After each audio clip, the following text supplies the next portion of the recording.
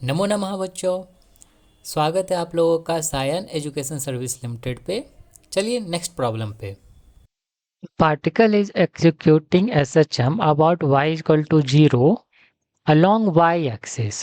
Its position at an instant is given by y is equal to 5 sin 3 pi t और root under 3 cos pi t the amplitude of oscillation. तो आप लोग को ध्यान होगा अगर एम्पलीट्यूड ऑफ ऑसिलेशन ये घूम कहाँ रहा है वाई एक्सिस में घूम रहा है तो वाई को लेके चल रहे हैं तो वाई बराबर आपका A sine omega T plus minus अगर रहा तो इनिशियल फेज कहाँ से स्टार्ट कर रहे हैं वो प्लस माइनस 5। तो यहाँ पे ये जो ए आता है ए क्या होता है एम्पलीट्यूड होता है आप लोग को ध्यान होगा। ठीक, ये क्या होता है एम्पलीट्यूड होता है। पर यहाँ पे तो नहीं है ऐसा बना हुआ, इसको हम क्या लिख सकते हैं, इसको y इक्वल टू मीटर में है, y इक्वल टू क्या लिख सकते हैं, हम इसको लिख सकते हैं कुछ ऐसे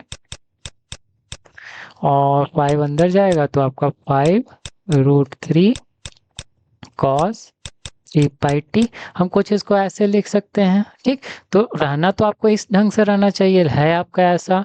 तो इसमें से आप खोजिएगा कि कौन सा आपका एम्पलीट्यूड होगा, क्योंकि जो आपका कोफिशिएंट होता है साइन या कॉस का उसी को हम कहते हैं क्या है, आपका एम्पलीट्यूड कहते हैं। ठीक, तो सबसे पहले आपका एक फॉर्मूला दे देते हैं। फॉर्मूला क्या है आपका, फॉर्मूला डायरेक्टली याद रखिएगा। इसको मान लेते हैं 5 को क्या मानते हैं आप, यहाँ ए, इसका मतलब आप ध्यान रखिएगा दोनों का आपका एक साइन है तो दूसरा कॉस रहना चाहिए, दोनों साइन साइन है तो अलग ढंग से होगा, ये नहीं होगा जो बताने वाले हैं। और दोनों का जो फेज है मतलब आपका ये कह लीजिए आपका ओमेगा है, ओमेगा भी सेम रहना चाहिए, बेसिकली फ्रीक्वेंसी दोनों का सेम रहना चाहिए। तो इसको अगर हम ए कर रहे हैं इसको बी कर रहे हैं तो एम्पलीट्यूड आप डायरेक्टली निकाल सकते हैं, एम्पलीट्यूड आप डायरेक्टली निकाल सकते हैं रूट अंडर ए स्क्वायर प्लस बी स्क्वायर। ए स्क्वायर आपका क्या दिया हुआ है 5 दिया हुआ है, बी स्क्वायर क्या दिया हुआ है 5√3 का स्क्वायर दिया हुआ है। ठीक, तो ये आपका 25 आ जाएगा और ये आपका 75 आ जाएगा, दोनों को ऐड कीजिएगा 100 हो जाएगा, 100 का रूट निकालिएगा 10 हो जाएगा, मीटर में तो मीटर हो गया। तो आपका आंसर डायरेक्ट हम यहाँ से हम चूज कर सकते हैं। ठीक, लेकिन ये आया कहाँ से वो चीज़ निकालेंगे। तो आया कहाँ से वो पहले फिर वो देख लेते हैं कहाँ से आया। तो इसको अगर हम हटाएं, समझ लगा होगा ना कैसे क्या किए हैं। अच्छा नहीं हटेगा ये, चलो ठीक है। तो कलर चेंज करते हैं। ये y इक्वल टू 5 साइन, ये कहाँ से आया वो बता रहे हैं, आंसर आ चुका, आप डायरेक्टली फॉर्मूला याद रखिएगा, ऐसे करना आगे बढ़ना है। ठीक, वो जिनके लिए जो जानना चाह रहे हैं कि आया कहाँ से। ठीक,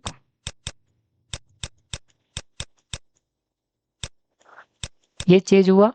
तो यहाँ पे ये बात ध्यान रखिए, एक साइन तो दूसरा कॉस रहना चाहिए तभी ये अप्लाई होगा, नहीं तो फिर दूसरा अप्लाई करेंगे। कैसे अप्लाई होगा आप लोग अभी जान जाएंगे। अगर मान लीजिए दोनों साइन साइन रहा या फिर दोनों कॉस रहा तो कैसे आप अप्लाई करेंगे, कैसे उसको एक करेंगे। ठीक, तो यहाँ 5 है, एक कांस्टेंट टर्म है, इसको क्या मान लेते हैं, इसको डी साइन है तो यहाँ पे कॉस पाई, पाई आपका इनिशियल फेज हो गया और डी आपका कोई कांस्टेंट हुआ, दोनों ही कांस्टेंट हुआ। यहाँ पे इसको क्या मान लेते हैं, इसको मान लेंगे हम क्या, इसको मान लेते हैं क्या, मान लेते हैं इसको डी, यहाँ पे कॉस है तो इसको साइन और ये हमारा पाई हो गया। ठीक, तो यहाँ से हम क्या करेंगे, यहाँ से हम क्या करेंगे, यहाँ पे हम क्या माने 5 इक्वल टू क्या माने हैं आपका डी कॉस फाइव माने हैं और 5√3 को क्या माने हैं डी साइन 5 माने हैं। ठीक, अब आप लोग को ध्यान होगा अगर हम इसको इस तरह से हम लिख दें, यहाँ पे डी कॉस फाइव और ये आपका साइन 3 पाई टी प्लस आपका डी साइन फाइव और ये हो जाएगा कॉस 3 पाई टी। हम अगर इसको हम ये लिख दें तो आप लोग को ध्यान होगा ये किसी एक का फॉर्मूला बन रहा है। साइन आपका ट्रिगोमेट्री में बेसिक मैथ्स में आप पढ़े होंगे, डी तो कॉमन निकाल ले बाहर लेके आ जाएंगे, दोनों में डी है तो आप पढ़े होंगे आपका साइन ए प्लस बी का एक फॉर्मूला पढ़े होंगे। क्या होता है ये sign A cos B plus cos A और साइन बी पढ़े होंगे। तो वहीं पे ऐसा ही करना, इसको क्या मानेंगे, इसको हम जैसे इसको हम क्या मान लेंगे, या 3πt को हम a मान लेते हैं और इसको फाई को हम b मान लेते हैं। 3πt a हो गया, इसको ये फाई को हम क्या मान लेंगे, b। मैच कर रहा है तो d तो आपका कॉमन था, बाहर लेके आ गए और ये हो जाएगा आपका क्या, साइन t/t प्लस आपका फाई। ठीक, तो अब ये इस रूप में आ गया, मतलब ये जो आपका रूप था उस तरह आ गया। देख सकते हैं फाई हो गया, ये आपका ओमेगा टी हो गया। यहाँ पे जो डी है, डी क्या हो गया, अब डी हो गया आपका एम्पलीट्यूड। अब डी यहाँ से निकालेंगे, तो डी निकालने के लिए हम क्या करेंगे, इसको इक्वेशन 1 रखिए, इसको इक्वेशन 2 रखेंगे।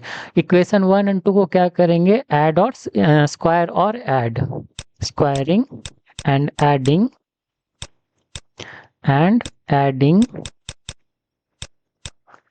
इक्वेशन 1 एंड 2 कर दीजिए।